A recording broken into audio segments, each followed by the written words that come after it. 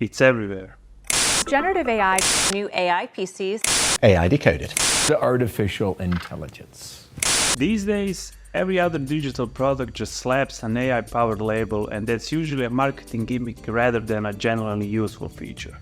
So instead of thoughtfully integrating AI into your product, we get lazy solutions that often annoy rather than help us. Companies need to stop adding AI just for the AI's sake. Instead, they should focus on whether that AI integration actually helps improving the user experience in any impactful way. Until then, the AI-powered label will remain nothing more than a dumb buzzword that often does more harm than good.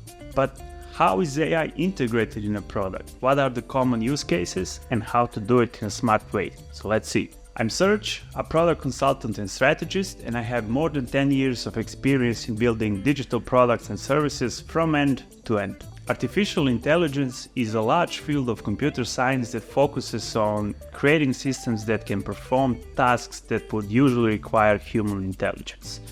So this includes reasoning, learning, problem solving, perception, language understanding, and possibly even creativity. Generally speaking, we can split AI into three categories based on their capabilities. So we have narrow AI or the weak AI, meaning that it is trained for a specific task. Then we have the general AI, and this one resembles more human type of intelligence.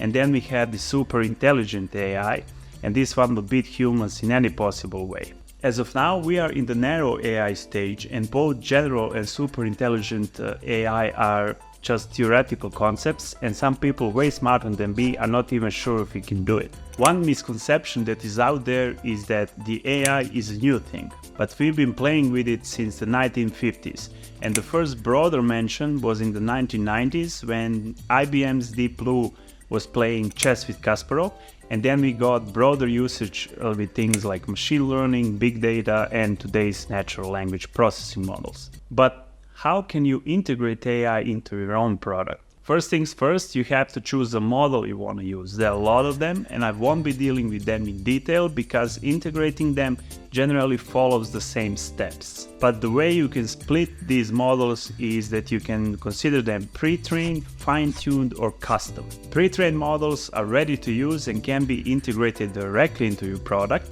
Fine-tuned models use pre-trained data with your own data on top so they can provide better and more specific results or outputs.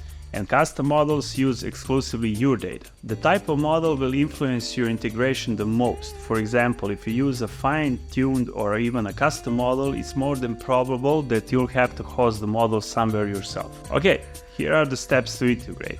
As mentioned, you have to choose the model. 2. Your model will have an API either to use out-of-the-box, fine-tuned, or custom model. 3. Get your backend and models API integrated. 4. Get your front-end and your back-end integrated. 5. Adapt your UI or create something entirely new so that the user can interact with your AI features. 6. The user's input is sent to your backend. 7. Your backend sends it back to the model. 8. Model does the processing and sends it back to your backend. And 9. Back to your front-end, and finally the user. Oh yeah, if you like this content, please subscribe. It doesn't cost you anything, but it helps me a lot. Let's cover some use cases. Smart automation. It involves use of AI to perform tasks that would usually require humans. If you users, while using your app, have to do various repetitive and time-consuming activities, there's an opportunity to automate that with AI for the betterment.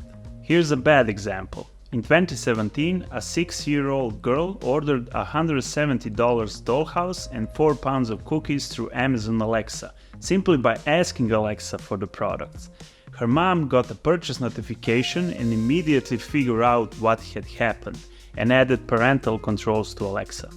What's even more funny is that while this story was broadcasted on a TV show, it triggered the same purchase action for some of the viewers.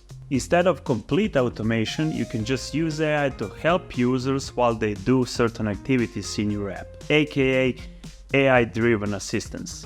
This could be done with natural language processing, machine learning, and other AI techniques to understand user commands and perform actions. Adobe can be seen as a good example of this. In their Firefly tool for generating images, they offer you manual controls apart from the text input. They also offer you 4 generated images for the query. With the same model in Photoshop, each new use of generative fill will create a separate layer and not cause destructive changes to your original image, but you can always undo the changes if you want to. And last use case, personalization, or using AI to customize user experience based on their preferences, past behaviors, and interactions. In this case, AI is used to tailor content, recommendations, and services to meet the specific needs and tastes of each individual. Few examples. Streaming services will look at your viewing and listening habits to recommend you shows, movies, and songs to try to make the content discovery easier and more enjoyable. On the other hand, e-commerce shops will give you product suggestions based on your browsing and purchase history. Okay, so you've seen where AI is at the moment. You've seen how to integrate it, at least in general steps, and you've seen some common use cases for it. So if you still want to take this path of AI integration, here's what to keep in mind. Solve real problems by asking yourself, does this AI thing addresses the real user need? Do we have tangible benefits? And is there any real pain point that we are trying to solve with this AI integration? If not, don't do it. Don't just add AI just for the sake of it. Be transparent. Make AI decisions and processes understandable and provide clear explanations of how and why the AI is making certain actions. Allow the control. Your user should be able to control the AI output and customize it to their liking. Also, they should be able to revert back before the automation kicks in or even disable it completely. For example, Gmail would autocorrect your word, but it favors English by default, even though most of their user base is outside of the English-speaking countries. Ensure accuracy. Your AI feature needs to be accurate and reliable.